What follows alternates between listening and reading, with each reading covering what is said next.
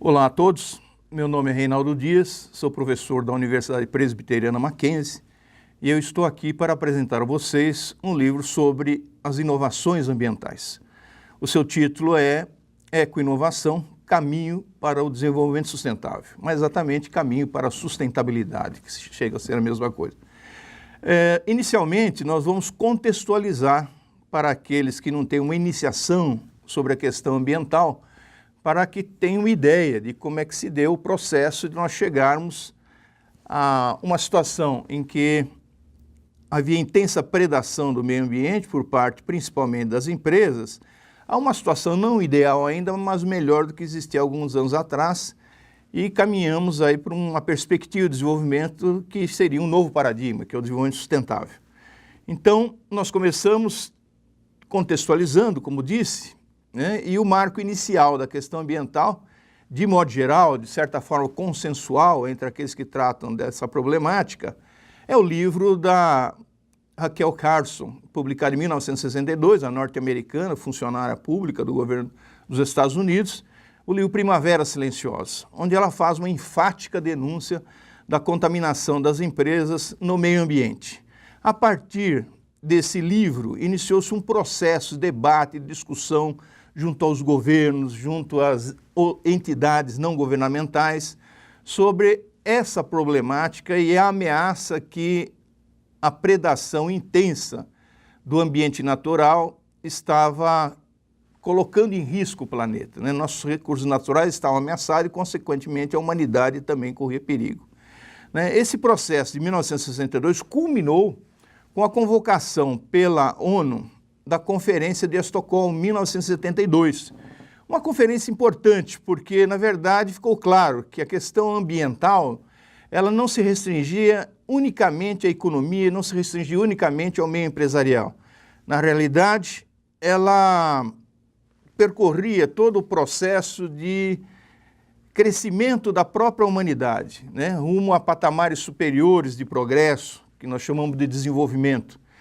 Então, nessa conferência de 1972, os países pobres, os países subdesenvolvidos, chamados na época, que atualmente chamamos em desenvolvimento, entraram em choque direto com os países desenvolvidos.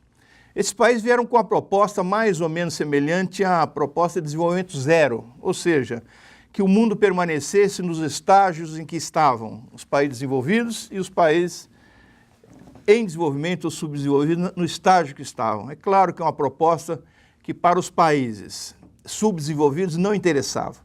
Então, polarizou-se a discussão entre o norte, países desenvolvidos, e o sul, países em desenvolvimento. A partir daí, a ONU entendeu, e os governos entenderam, os intelectuais, os acadêmicos, os grandes pensadores da humanidade entenderam que a questão ambiental estava indissoluvelmente ligada à questão do desenvolvimento. Era impossível separar as duas. Então, a partir da Conferência de 1972, criaram-se instituições nos âmbitos governamentais, nos âmbitos das empresas privadas, departamentos, setores, ligados à questão ambiental, coisa que pouco havia anteriormente. Num processo tão numeroso que a ONU se viu obrigada a convocar em 1983 uma conferência mundial para discutir a relação do meio ambiente e desenvolvimento, quer dizer, como uma nova proposta, trazendo o meio ambiente para a discussão do crescimento econômico. E passados 4 anos, em 1987, surgiu então uma proposta considerada para muitos uma nova utopia para a humanidade, o que naquele momento era importante, de fim das utopias, que é do Muro de Berlim, fragmentação da antiga União Soviética. Era um momento que para os jovens foi muito importante, porque deu uma nova perspectiva do que fazer em relação ao futuro. Em 1987, então, surgiu essa proposta de desenvolvimento sustentável, que, em resumo, ela diz que o desenvolvimento ele deve ser um desenvolvimento que atenda às necessidades das atuais gerações sem prejudicar o atendimento das gerações futuras. Quer dizer, um enunciado aparentemente simples, mas profundamente revolucionário. Em função disso, a ONU convocou a Conferência Rio 92, no Rio de Janeiro, que consolidou de vez essa proposta, que que é um novo paradigma de desenvolvimento, que é o desenvolvimento sustentável. Então, a proposta que nós trazemos no nosso livro é justamente dentro desse contexto de um novo paradigma de desenvolvimento. Né? As indústrias, elas sempre foram colocadas, principalmente a partir de 1962, como os grandes vilãs da história da humanidade. As grandes causadoras, né, da depleção dos recursos naturais, da poluição, da contaminação. Né? E, na realidade, a partir da proposta de desenvolvimento sustentável, a partir da caracterização da importância de mudança da economia, né, que surgiu na última conferência agora do Rio, de economia verde, né, uma proposta de mudança nos modos de produção econômico, surge então uma releitura, né, do pensador, economista Joseph Louis Schumpeter, né, e seu debate, ou sua proposta de destruição criativa. Dizia Schumpeter, então, na década de 1940, que o capitalismo ele se desenvolve através de ciclos econômicos, né? E esses ciclos eles vão em ascensão na medida que aquelas empresas que não inovam, né? Ou seja, aquelas empresas que não trazem algo de novo, novas invenções ou inovações incrementais, essas empresas gradativamente vão perdendo sua competitividade e são afastadas do mercado. E são substituídas nas suas posições por empresas inovadoras. Então, o capitalismo vai atingindo um patamar superior de produtividade. Então, Schumpeter deixa muito claro que as inovações são fundamentais no processo de desenvolvimento do capitalismo.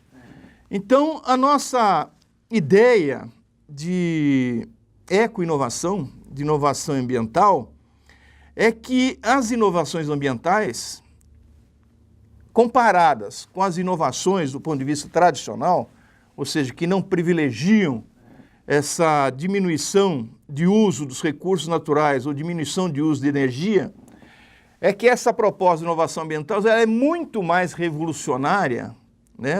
Ela é capaz muito mais de avançar o processo de desenvolvimento, mesmo no capitalismo, do que as inovações tradicionais. Porque elas têm uma possibilidade, né, de forçar a mudança mais radical nos processos produtivos, tornando-os não agressivos aos recursos naturais, impedindo a sua destruição definitiva e diminuindo o consumo de energia. Então, é essa a nossa proposta central ao longo de todo o livro.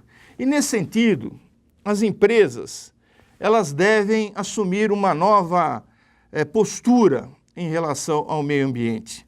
Né? Para que surjam inovações ambientais, a cultura organização das empresas elas têm que sofrer um processo de mudança. Né? Tem que haver um incentivo, tem que haver propostas que surjam das lideranças maiores das organizações para que os funcionários das empresas tenham amplas possibilidades de desenvolver o seu potencial criativo, porque onde não há criatividade, não há inovação. Então, aquele modelo empresarial do sistema rígido de produção que foi predominante ao longo do século XX, né, modelo fordista, taylorista, ele não tem lugar nessas propostas do desenvolvimento sustentável. O seu lugar vai ser periférico. Né? Nós temos que entrar num processo que estão chamando de processo de acumulação flexível, onde a perspectiva de maior participação dos empregados das empresas possibilite que desenvolvam a sua criatividade e daí surjam inovações. Ou seja, que os funcionários das empresas, diferentemente do passado, intervenham concretamente nos processos produtivos e alterem esses processos quando perceberem, quando sentirem que eles estão prejudicando o ambiente natural ou comunidades, por exemplo, do entorno, ou estão prejudicando o ambiente também social. Então, as inovações ambientais, elas são provocadoras ou são fruto de novas tecnologias, processos e produtos. Né? A inovação ambiental, a eco-inovação, ela também não é só uma perspectiva radical, que tem que haver uma mudança radical. É importante também que ela seja incorporada naquele processo de mudança contínua que há nas empresas, porque nesse sentido há um estímulo permanente à criatividade, né? E claro, esse estímulo permanente à criatividade tem um objetivo, né? Que é bom não só para a empresa, mas é bom para a sociedade e para toda a humanidade, que é a manutenção do equilíbrio entre a sustentabilidade, né, que é bom para todos, e a competitividade das empresas. Ou seja, contempla tanto os aspectos econômicos como os ambientais e os sociais. Então, nesse sentido, é que nós deixamos muito claro ao longo do livro que a inovação ambiental, a eco-inovação, ela é a base da economia verde. E a economia verde é a base, por sua vez, do desenvolvimento sustentável, né? Essa é a proposta essencial que nós temos ao longo de todo o livro. Então, a eco-inovação, ligada com a eficiência econômica, né? Diminuição de uso dos recursos, diminuição de consumo de energia, ela melhora a competitividade das empresas. Então, assumir um processo de inovação ambiental por parte das empresas envolve esse compromisso, né, de se envolver com as práticas mais avançadas existentes para promover os seus negócios do ponto de vista sustentável. Essa prática está relacionada com a criação de novos produtos e processos, modelos alternativos de negócios, né, preocupação com a logística reversa e uma série de processos que hoje são amplamente discutidos por aqueles envolvidos com a mudança no processo produtivo, passando da economia marrom para a economia verde, né? Então, o conceito de inovação, ao nosso ver, ele constitui-se numa força motriz permanente, duradoura, que impulsiona o processo industrial para um envolvimento mais completo com o desenvolvimento sustentável. Levando em consideração essas diversas colocações iniciais, nós podemos afirmar, então, que as eco-inovações, elas são as inovações que contribuem para reduzir os impactos ambientais negativos causados pela atividade humana, em particular na produção e no consumo. E nesse sentido, eu considero importante, ao longo do livro, a situação das pequenas e médias empresas em relação às grandes empresas no que diz respeito à eco-inovação.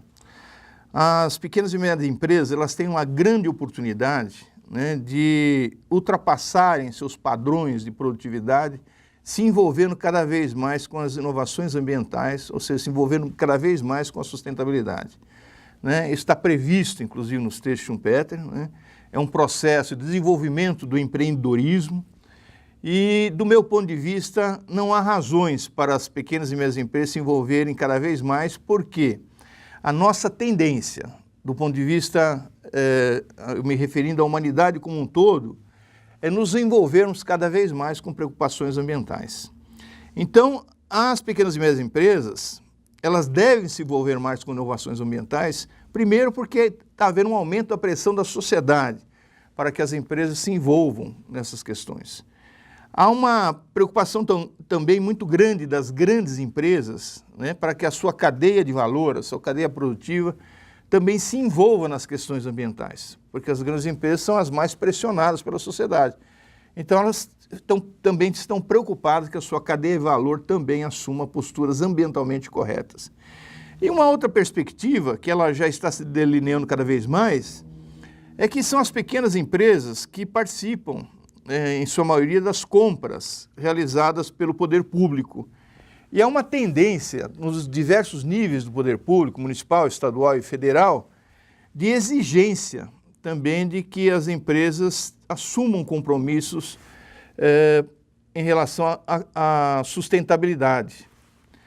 Nesse sentido, as pequenas e médias empresas elas vão adotar uma postura que lhes trará uma vantagem competitiva maior no que diz respeito às outras empresas no mercado. Elas vão ter cada vez mais um tratamento diferencial junto às grandes empresas, um tratamento diferencial cada vez maior em relação aos consumidores e um tratamento diferencial cada vez maior em relação ao poder público. Ou seja, as pequenas empresas e médias, elas vão ter muito mais vantagens, né, a médio prazo, assumindo posturas ambientalmente sustentáveis. É uma abordagem completamente diferente do que se falava há 10 anos atrás, por exemplo, né? Que o envolvimento com a questão ambiental envolve somente custos. Claro, envolve custos. Aliás, toda mudança envolve algum tipo de custo. Só que o retorno para as pequenas e médias empresas é cada vez maior, em função das pressões, né? Como dizemos, da sociedade, das outras empresas e do poder público. Então, só há vantagens, né? A perspectiva, então, resumindo o trabalho que nós apresentamos ao longo do livro, é que, com a perspectiva agora apontada pela Organização das Nações Unidas, de que nós devemos caminhar rapidamente, né? É o futuro da humanidade que está em jogo, para uma economia verde, né? De mais eficiente, mais ecoeficiente, né? Com a diminuição de uso dos recursos naturais e menor consumo de energia, saindo da economia marrom para a economia verde, a tendência é que cada vez mais as eco-inovações elas tenham importância na sociedade do mundo todo, e particularmente para o Brasil, né? Cada vez mais os governos estão se envolvendo com políticas públicas voltadas ao incentivo para as inovações ambientais. Nós damos um destaque muito grande ao trabalho realizado pela Organização de Cooperação e Desenvolvimento Econômico na Europa, em relação aos países europeus, né, favorecendo políticas públicas voltadas para o incentivo da eco-inovação.